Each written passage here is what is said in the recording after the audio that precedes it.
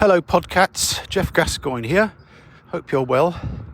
It's another fine spring morning here in London, and today I'm travelling to North London to Bounds Green to visit a fantastic young singer, a big shiny star in the making. Her name is Emma Smith, and she's a fantastic vocaliser and improviser, and we're going to have a little chat a little bit about her career and about improvising and stuff like that, and whatever waffle comes up.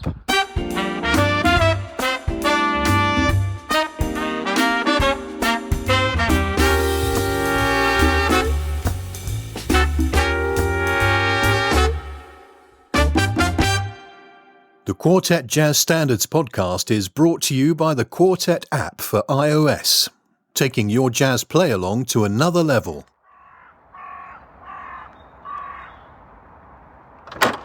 How are you? So good to see. Sorry about the early. No, that's okay. Sorry about the hallway. It's really I promise it's much nicer. My guest today is the wonderful Emma Smith. Hello. Hello world. Here is my voice. It is the morning, and I had a gig last night, so don't judge the husk. Oh, you sound amazing. Yeah, I've been looking forward to talking to you for ages. Thank you, we've got so many things to talk about. This is going to be a 17-hour podcast. Can we start talking about how you learned to improvise and things like that? Absolutely. So I grew up in a musical family, which is probably very predictable, but it was an unusual musical family. My lineage is kind of big band, you know. Mm-hmm. My father is he's a composer and arranger. My mum's a sax player. She plays actually sax, flute, clarinet, of course, all the doubling instruments. Couldn't get away with that back in the day. Are they still Couldn't still just be working? a sax player. Don't be ridiculous. Are they still working? Yeah. They play in the same band. Their band's called 5 Star Swing. Wow. And they met in Nijo. And for those of you listening who don't know what that is, it's the National Youth Jazz Orchestra, which I believe you did, Geoff. You know what? I did one gig with Nijo. Only one. I think I knew that. Yeah, only one. Yeah. I did definitely more than one. Yeah. So when I went to Nijo at the age of 15, sort of all bright-eyed and bushy-tailed, I had to lie to my father and said I was going to a dance class, when in fact I was going to Nijo. Because I wanted to be just like my mum and dad. Oh, but then when sweet. I know, and then he said, when he found out I was doing Nijo, he said, "Stay away from those trumpet players." When did you get into jazz? When did you hear jazz for the first time? The first time I heard jazz was the Ella Fitzgerald version of "Can't Buy Me Love," the Beatles song. Nice. And I wanted to be the opposite of my parents, who were, nerdy jazz musicians, which, with full transparency, it took them away from me and my brother as children, because they played in the same band. So you can imagine they were always out together. They were always out gigging, and me and my brother were left, with whichever friend it was that weekend. Or making them sound very irresponsible. We were always safe. Yeah. However, we didn't have the most generic childhood, and I resented them for that. And so I was like, I don't like this jazz music. This is horrible music. It takes my parents away. So I was into the Beatles, and I was into rock music and pop music and the Spice Girls and whatever else, anything but the Beatles. And it was my auntie, my dad's sister, who first played me big band music. And I thought, cool, this is very fun, isn't it? And it was the Can't Buy Me Love, Ella Fitzgerald, and I was hooked. And then she sneakily, my auntie, played me some of my father's music, which was these eccentric, large ensemble, long form bits. And I remember thinking, oh my God, this is amazing. What is this? And it was when she said, this is your dad. He wrote this when he was your age. He was 17 when he wrote it. It was something from a Nijo record. It was the title was Still Doing the Tricks with the Horse, Madam. And I remember thinking, okay, I get it now. Wow. And I suddenly had this, literally like a flick of a switch, respect and admiration for my parents, and I was hooked. What age was that? 17. Dad said, stay away from those trumpet players. Yeah. He is a trumpet player. But that says it all, doesn't it? It's so interesting that you say you realise what your parents were doing later on. Well, because you and your wife, Trudy, are both jazz musicians, and it is unusual and it is niche. Yeah. And I think that the world is changing, and jazz is becoming a much more popular genre. We're seeing younger and younger people in the audiences. Last night I was at Ronnie's, and I'm looking around like, wow, goodness me, it's amazing. It's like a cross-section of society, all walks of life, all different types of people. And thank God for that. I think it's an exciting time to be a jazz musician again. Yeah. Fantastic. The turns are tabling.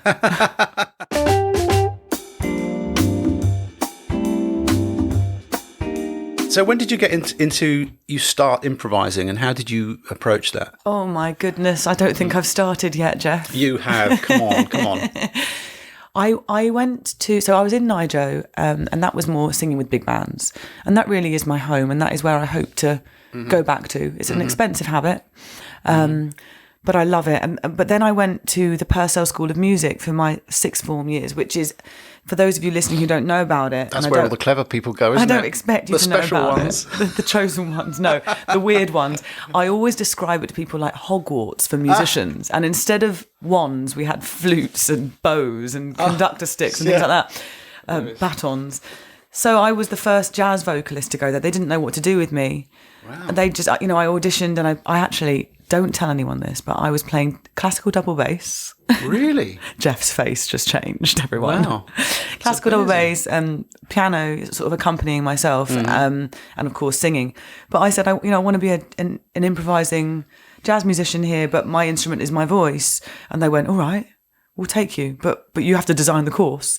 And that became a bit of a theme, because then 2 years later I went to the academy, and they hadn't had a singer there for something like 12 years. And it was me and my best friend, Quobs, those of you who know his amazing music. Singer, unbelievable, deep, spiritual musician. I mean, unbelievable. Yeah. And him and we were in Nijo together. Yeah. And we said to each other, right, if we both get into the academy, we'll go to the academy. If we both get into Trinity, we'll go to Trinity. We never thought we'd get into the academy, because there was not a precedent set for vocalists going there. And then we both got a place, and we ended up doing the same thing, kind of designing our course.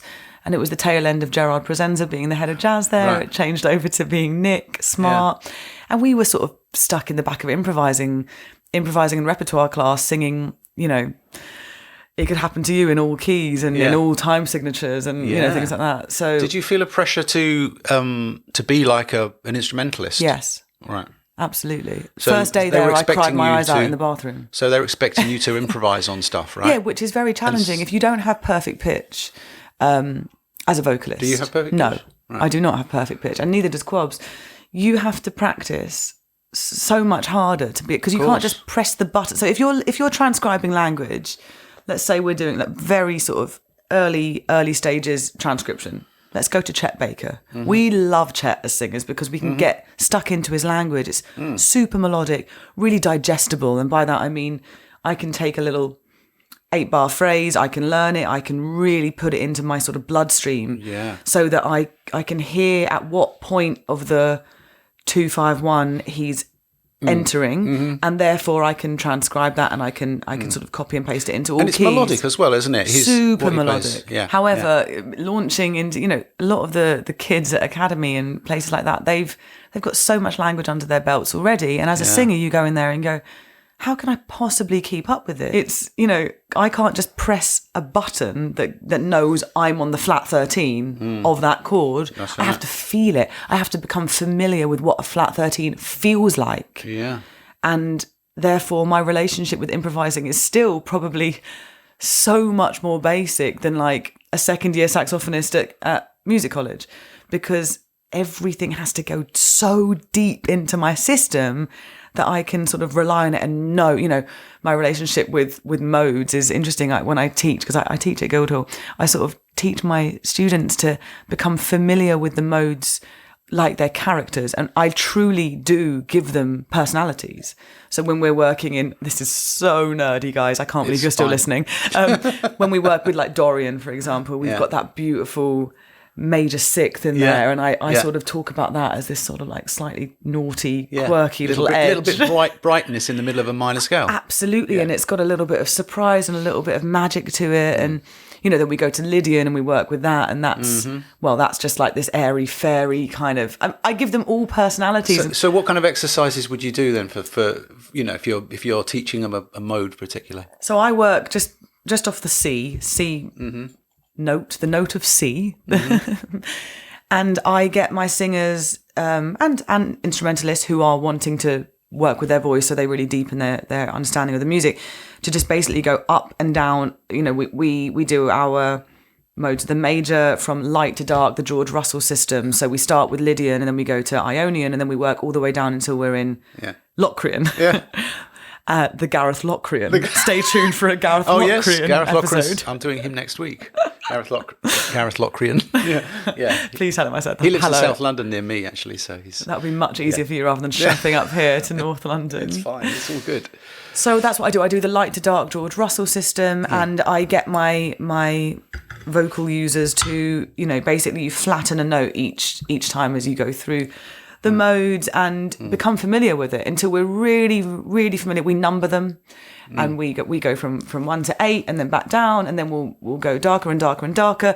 And what I ask them then to do once they really have an established relationship with them is to go up on Locrian, down on Lydian, up on Dorian, down on Ionian, and we just flip, flip, flip, flip, flip. And it's something that you can do when you're on the tube, and as long as it's noisier on the Victoria line. I'm not sure I could do that.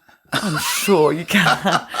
But that's what I want them to have, and I want myself to have a really, really established relationship with these sounds. Yeah. And modes of the major, it's not the most advanced thing in the world. I'm sure people are rolling their eyes and thinking, well, let's go to the melodic minor and do it. Yeah. Well, yeah, that's next, but it's not so much about the mode. It's about trusting yourself to be able to hit a flat 6 over 1 without any slash chords underneath you to help colour the mode, so that you are in the driver's seat. And that's where I start, actually. That's mode to the major is really where I start with the whole shebang.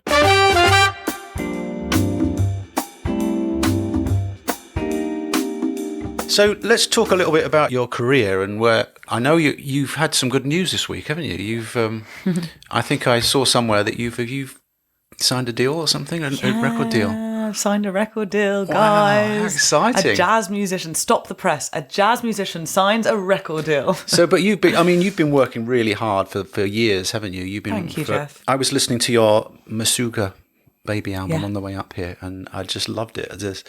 So there's so many things I want to ask you about. Can we just talk about that album first? Absolutely. And the writing, you compose on there, right? Where we compose. So I collaborate long term with Jamie Saphir. He's a fabulous piano player that spans a lot of genres. And the genre that him and I have kind of established over the 10 plus years we've worked together it's just the most joyful, uplifting, smile-inducing, swinging, camp, colourful, characterful jazz. There is a little element of camp. I noticed. It's huge. It's vastly camp. Yeah. And we love to do that.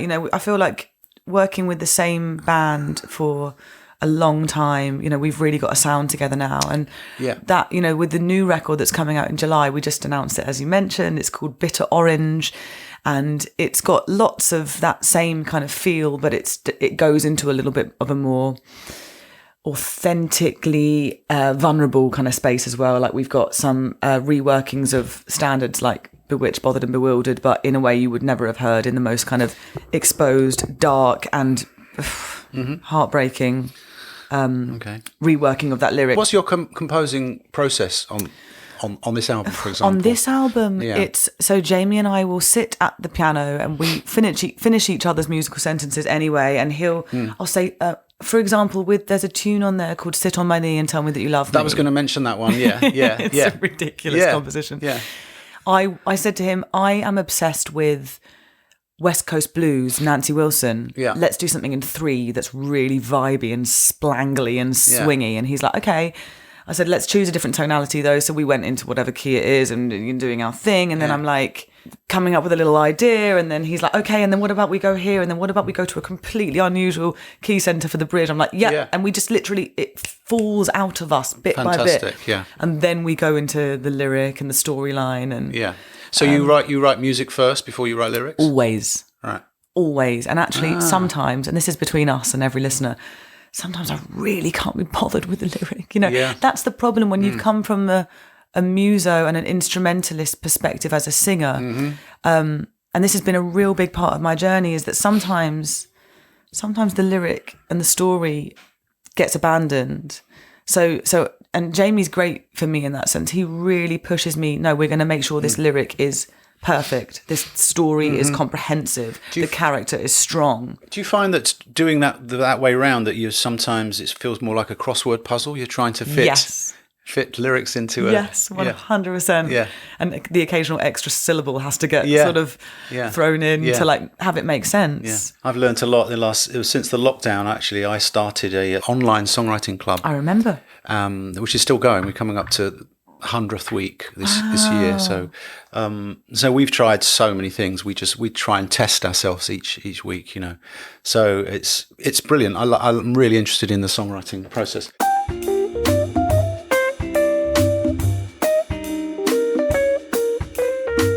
So what's happened after Meshuggah Baby? So where are we going now? You have a new record coming out. New record, yeah, with this American label. With the new label? Yeah. Wow. I'm super excited. How did that come about then? How did you get involved in an American record label? Honestly, through social media. And that's the power of socials. In lockdown, I started being really serious about my social media because it was the only sort of tangible thing that I could control my output on. We weren't gigging.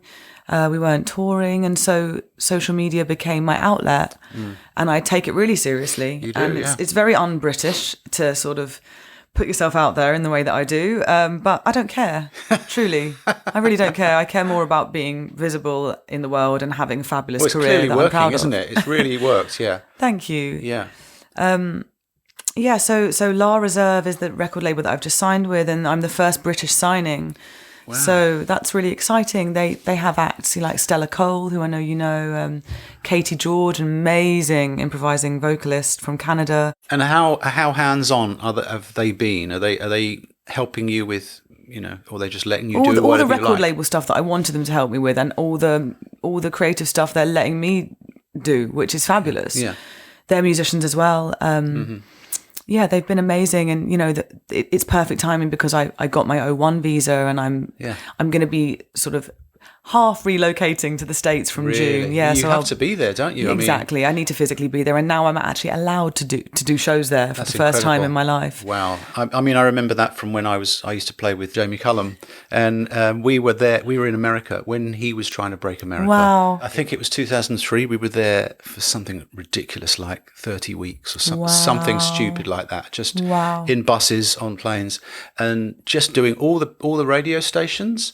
Really? Doing all the independent, there's a huge network of independent radios and, independent record stores and all that stuff that, because America's like 10 different countries, isn't it? It's all over the place. Yeah.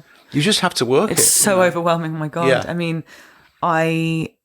This label, they're fabulous, and they really focus on digital, which is great, on streaming, and they really care about socials, and that's why it's a perfect sort of match for me at this stage in my career. And, I'm still very independent in terms of my radio and press and all that stuff, and I'm like looking at America like, oh my God, so where do I start? How are they going to finance? Because obviously you're going to be going to America where people don't really know you that well. No, they don't. Only through socials.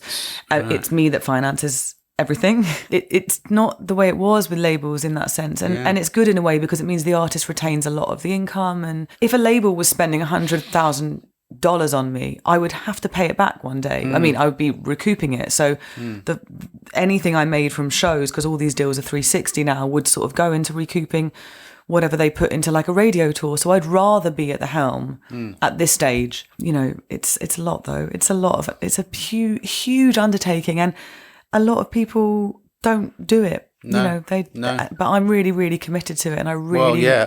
I'm sure you'll get there. You've come so far, haven't you? Thank you. Okay, so should we talk about the apps now? Absolutely. So we're here. The reason I'm making these podcasts is to promote Quartet Volume 3 and 4, which I know that you've used Quartet 1 and 2 before. Oh, yes, I have. Okay, so what's your experience? What's your experience of 1 and 2 then? The single-handedly the greatest tool online for improvising jazz musicians who. It's. I can't believe that you are the first person to do this since iReal, because we're using these terrible MIDI backing tracks on iReal. Yeah. And Quartet 1 and 2 has been transformative for me personally, for my social output, and for my teaching, and for my shedding. Because you were kind enough to make a lot of videos, weren't you? No, I was not kind enough. You were kind enough to allow me to do that. No, it's a two-way thing, isn't it? It's fantastic. It's been huge for me because it's allowed me to use incredible backing tracks to accompany me as I make videos and put it out in the world, and that has been really, really helpful in terms of growing my platform. Great. And the number one thing is that they're musicians who are incredible and who are unbelievably my friends. But it's been a lot of people comment on that, and a lot of other singers as well. So Right. I really hope that other people are using it too. Right. Like Stella, for example, Stella Cole, who is millions and millions of followers. She was like, where did you find these backing tracks? She's like traipsing through YouTube trying to find something that sounds remotely decent. Right, okay. And meanwhile, I'm just there with this entire catalogue at my fingertips. Yeah. So yeah, we want to get the word out for So sure. you're going to love Quartet Volume 3 and 4 because partly at your request and partly my wife Trudy's request, I've placed a lot of the standards in 3 and 4 in girl keys. Yes. So we've got some incredible new things. This is the thing about Volume 1 and 2. So Yeah. let me be specific. Yeah. When I go through Volume 1 and 2, I have to be very mindful of the repertoire I choose because of the keys they're in. Yes. So the female vocal anatomy, this is nerdy. It is about a fourth or a fifth, as you know, We know away this, yeah. from the real book key. Yeah. And so therefore choosing the Jobim tunes, which are in the female vocal key, was great. Choosing tunes like Black Coffee and Yeah. certain tunes that I could get away with transposing by. With Quartet 1 and 2, it kind of sounds all right if I transpose it by a fourth, but I was trying to get like a third maximum Yeah. away from the key Yeah. so that the cymbals don't sound too weird. Yeah, well, I'm aware of that, and And that's why this is going to be huge for me. So looking through the list, this is the. I mean, this was my dilemma when I was recording them. Do I do them in the standard real book key? And as you say, a lot of them are fourth or fifth out, aren't they? Away from the keys. But now in 3 and 4, we've got tunes. Let me tell you how I plan this. So firstly, I went through, made a Spotify playlist, and all my references this time were Ella and Sarah, all the great versions. So I think you're going to be really happy with this. I'm going to be so happy. Yeah. So there's a further 200.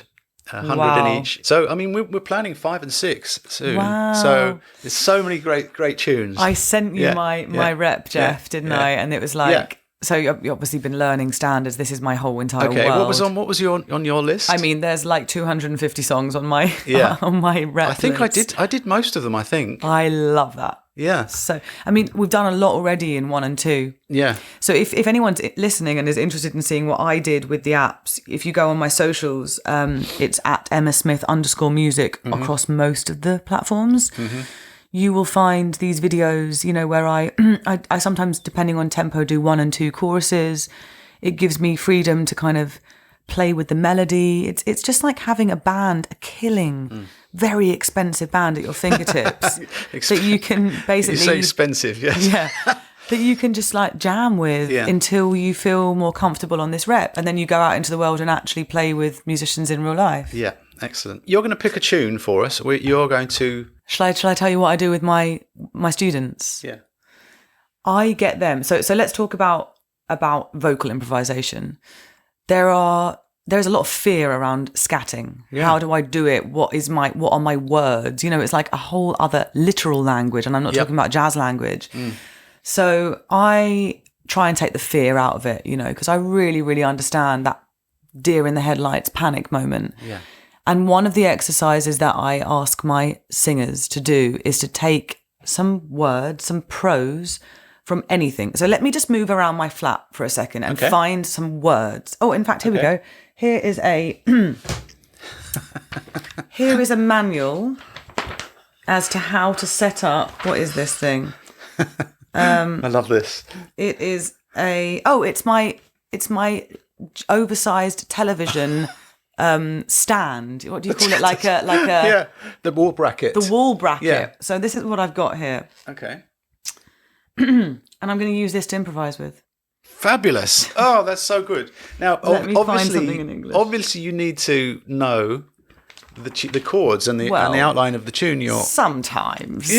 You do. You really do. So let's do something I know relatively well. Let's do No Moon at All. That's No on, Moon at Is it All. on 5 or 6? This is on Quartet Volume 4. Oh, sorry, 5 or 6, 3 or 4. 5 or Yeah, 6 we're not isn't there done yet. yet. I'm skipping ahead. Yeah, so for Volume 4, by the time this airs, will be out because as we speak, it just went to Apple, so it's been approved. Exciting. So it's like having a baby. Oh, having I know. these It's like things. when you make a record, you're like, bye, fly, my child. Be free. Yes, exactly. Yeah. So we have Let me just double check here. I think it's 2 choruses. Usually what I will do is... Let's have a look at the intro. See, I'm looking over Geoff's shoulder so you to can see you can see chords. the chords. So it looks like it's the last 8 Okay. as an introduction. Perfect. Then there'll And be we've got A, B, A, and then a second chorus, which will be the bass goes into 4. Oh, nice. And then it ends. All right. Okay. That's all you need to I've not heard this yet, all guys. you need to know. Okay.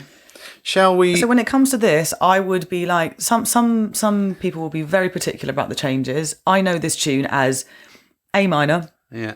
chromatic descending bass line on the A's, and then round the houses from the dominant on the tonic in the bridge. Yes. And that's all I care about. Just a little outline, a skeleton of changes. Yeah. Now, would you say, a bit of a nerdy question, would you say improvising on a minor chord would be easier than a major chord? Silly question, really. But No. No. Same. No. I mean, we've got both in here. We've got A minor, then we've got A dominant in the bridge. So let's see. Yeah. You can make your own mind up after I've had a blow on this. Okay, So I am going to use this manual. Okay. Let me just see. I need to find something with a nice big bit of text. I love this. This is such a great idea. For heavier items such as TVs, right? This is going to be so funny. Standard wall plug. Like I mean, feel free to scat. To do. I will do, but things. listen. If we can't, listen. I'm a singer. I've got language. I've got English language, whereas lots of people don't. So. Okay, we've got a warranty. Yeah, we've got instructions and we've got a warranty. That's what we're going to do, guys. All right, let's do it. Are you ready? I'm ready. Here we go. The wall mounting guide for my 65-inch Sharp television is about to get sung over No Moon at All.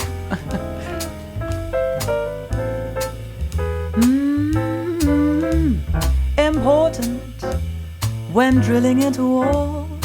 Always check that there are no hidden wires or pipes. Ensure that there are screws and wall plugs being used. Nice. That they are suitable for supporting the unit to be installed.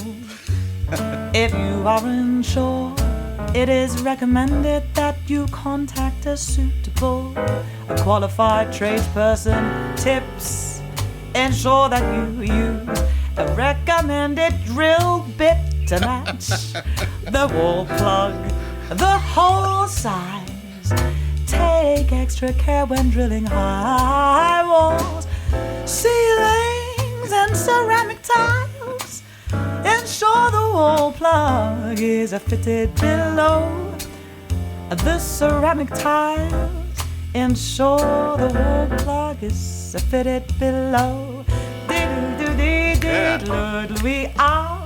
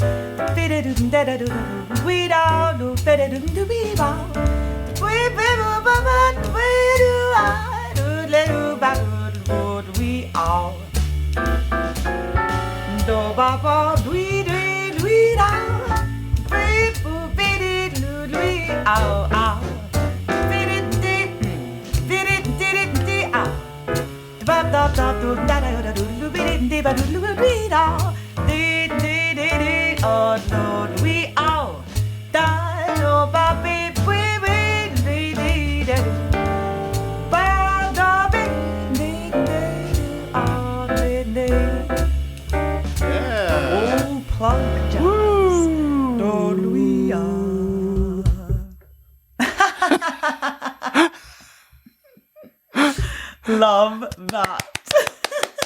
Oh, fabulous! Oh, that's so good.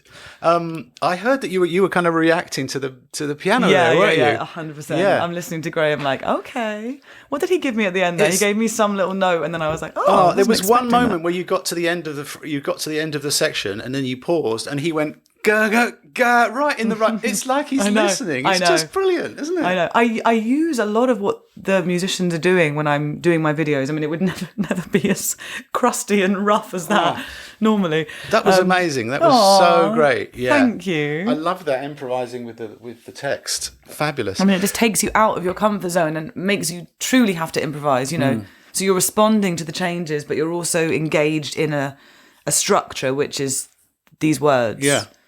Which I think really helps singers to access creativity and improvisation, because you're not just going, okay, scat, where sometimes it can be like, they don't know what sounds to use. I mean, if anyone is listening and is interested, just transcribe. Start with Ella and Mel. So for example, I've heard you do some Freddie Hubbard and some different solos, haven't you? You've learned those, yeah. Yeah. I love it. It's my big passion. Do you write stuff down, or you just learn it all by ear? I used to, and now I find that as long as I'm certain transferable lines or whatever, or moments, as long as I'm checking out the changes, checking out at what, like how it looks over the changes, I'll basically play it on the keyboard and be like, oh, okay, that's what he's doing over that, or that's what she's doing over that. And then it's just transferable for me, because I know, like, I'm very, very familiar with Dexter Gordon. I use a lot of his sound and his kind of... His language. Yeah, a lot of his language in my blowing. And a lot of Chet. And some Freddie. I love Woody Shaw. My new obsession is Kenny Dorham. Right. Absolutely obsessed with Kenny Dorham. I find that trumpet's really helpful for singers because it's much harder to be virtuosic on it. As opposed to saxophone, where you can, excuse me, everyone, wiggle your fingers and play lots of notes. As Martin Hathaway says, the musical typewriter. Yeah. Exactly. Same with keyboard, although I transcribed some Oscar Peterson, and I love Grant Green. I find him quite melodic and easy to transfer onto the voice. Yeah. When do you find time to do this? I don't anymore. Now I'm touring a lot. This summer I'm in Europe a lot. And at the minute, I'm transcribing some Nigel Hitchcock on an arrangement of yours, Geoff. Oh, yeah? Yeah, I have a bone to pick with you, by the way.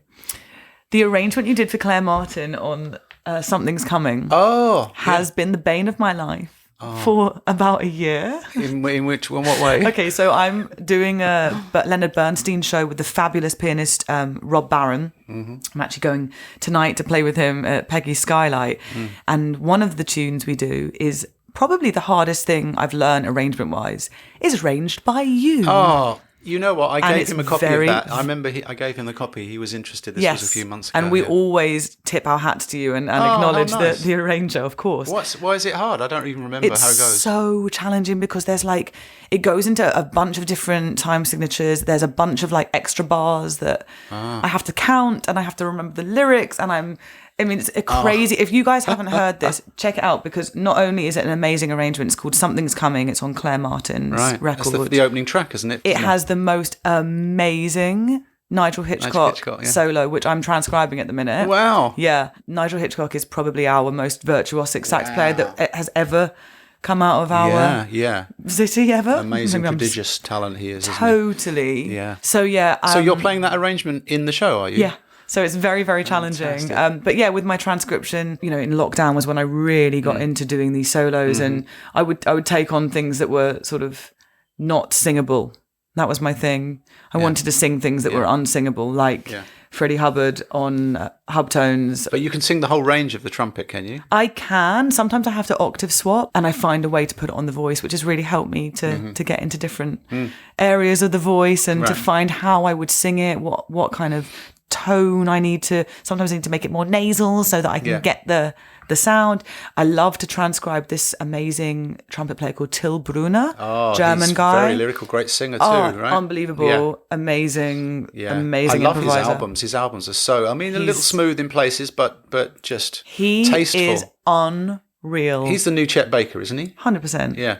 But wow, I won't cuss Chet.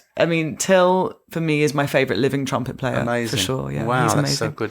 And then lockdown, you also did something for me, didn't you? You sung on one of my library recordings. Did. We did a lot, didn't we? Yeah, and you sung the 3 parts. Didn't you? You remember? You were singing with yourself. Yeah, singing with myself, doing a Papini Sisters, Andrew Sisters, Papini Sisters, which is one of the groups I sing with. And that was fab for me, because when I joined the Papini Sisters, they asked me, do you sing soprano? And I was like, yes, even though... Yes, I do. Even though, no, I'm an alto. So when you asked me to do that, I was like, good, I can cover all the parts now. Yeah, because that Andrew Sister stuff is very pure and high, Totally, isn't it? Yeah. Totally, yeah. Yeah, I know you did an amazing job on Thank that. you. Fantastic.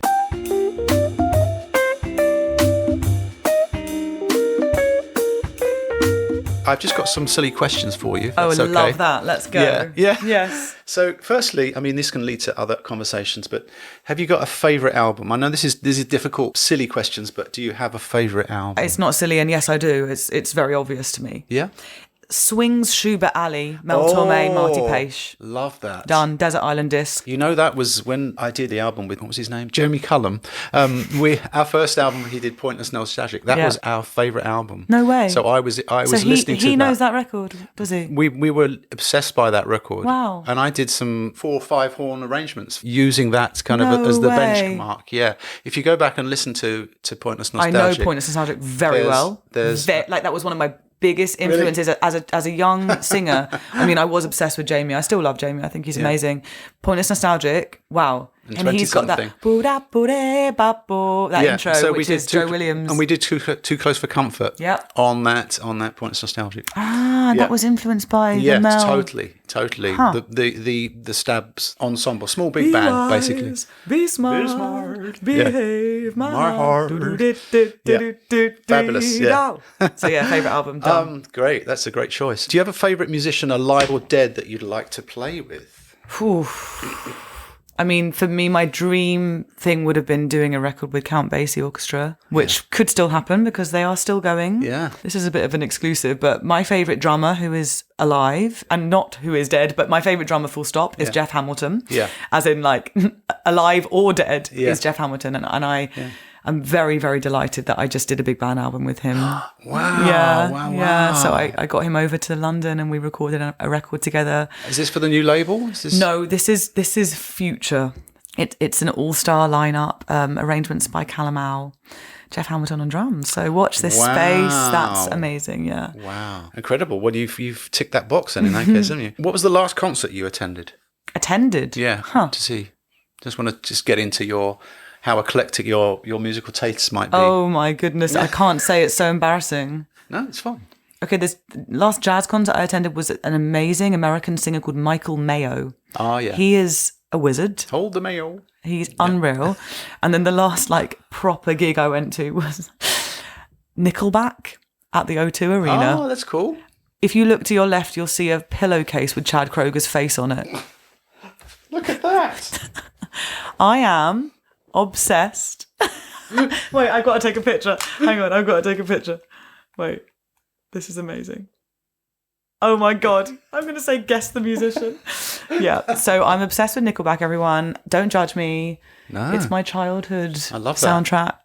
This is how you remind me of what I really am. Oh, I love that. Yeah, There fabulous. Yeah.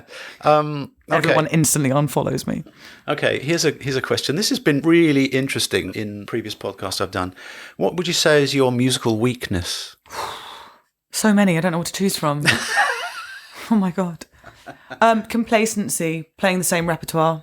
That's why this app is so helpful for me, because I've got access to so many more tunes. There's no excuse not to learn them in my practice room. Complacency, getting bored of my own rep, I would say is a big weakness. And I think that's a weakness for a lot of musicians, going to the same standards, calling the same tunes. Yeah. Just because we've been performing and working safe, professionally for 15, 20, 30, 40 years, however long, You see that a lot in older musicians, because I was in Georgie Fame's band for 12 years. For years, he'd do the same things. Really? Yeah, which... I said, I mean, he's got to play that, hasn't he? Apart from the obvious, but, we put a new song in, and 5 years later, he's still calling it a new song on the microphone. Oh my God. Hilarious. Do you ever get nervous on stage? Yes. I got so nervous for my New Year's Eve gig this year. So nervous. I was doing a gig with an orchestra, with the Danish Radio Symphony Orchestra in Copenhagen. That's a big event. It was huge, and it was on TV, which is very nerve-wracking because, you can't take it back. Once it's done, it's done.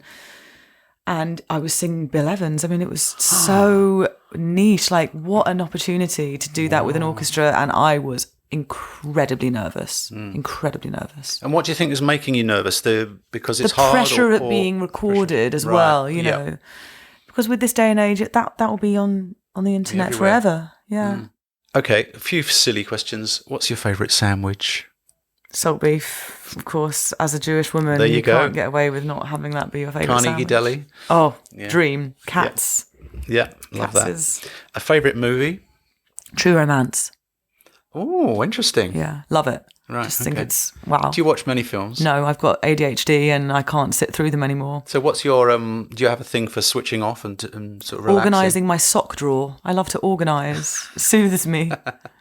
Like culling and decluttering and then recluttering and then decluttering again. Is there a favourite venue that you like to sing in? Well, listen, I love Ronnie Scott's. Yeah. Ronnie's is my home. My audiences at Ronnie's are wild and brilliant, and they make me feel like a rock star. I love it. I love it so much. Yeah. Mm-hmm. I saw that you're going to the Milan Blue Note in soon. April the 3rd. I'm at Milan. Have you been there before? No, I've been there with the Papini sisters, but this is my first time as a solo artist playing there. Amazing. I'm very, very blessed with an incredible new record deal, a new agent as well, who's just booking me on fabulous European festivals and venues now. I'm really, really excited about this next stage in my career. You know, I feel like I've worked really, really hard and been really consistent and diligent, and now I'm starting to sort of see the fruits of that labour, and I get to take my lovely trio, my lovely boys with me to fabulous places like Sardinia and Croatia and Portugal, and I'm really, really excited and full of gratitude. Finally, a silly question. What's your favourite chord? Oh, I'm a sucker for a Lydian. So major 7, sharp 11, let's go with A flat. Oh, nice. Because I love Good A flat, choice. actually. I love A flat. Good Really choice. huge fan of that key. Yeah.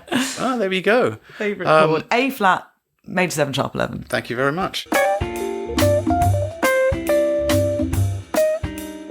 Maybe you can just finish off with some advice for young musicians starting out. Be in the driver's seat of your improvising, of your conviction, of your melodic development, of your storytelling. Be in the driver's seat and don't play or sing until you are. Practice, obviously, but with repertoire. I don't want to be a nervous audience member. I like seeing you take risks, but as long as I know that you've got the foundation is there, that you can dip back into safety at any point. That's my advice. Excellent. Fantastic.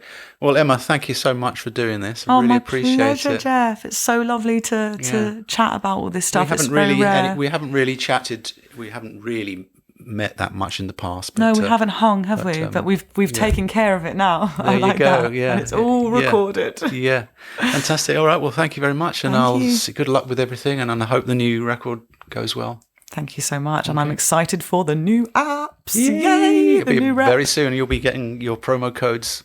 Fabulous. Through the post. Please, through the pigeon post. And yeah, if people want to see what I do with Quartet, then follow me on socials. You will see all of the different things that are possible, especially singers. Actually, especially everyone. Go and see what the fun things that I do with Quartet rep, because I can't wait to hear what you do with 3 and 4, because they're in the right keys, for example. Oh my gosh, firstly. it's so exciting. And I also change the tempos sometimes as well. So it's interesting to see what different people are doing with it. Yeah. Amazing. Okay. Thanks, guys. Thanks for listening. Bye. Bye. Thank you for making it to the end of another podcast. Please subscribe if you want to hear more of them as they land. The Quartet Jazz Standards podcast is a UK music apps production. Quartet for iOS, taking your jazz play-along to another level. Search for Quartet on the App Store or find out more at quartetapp.com.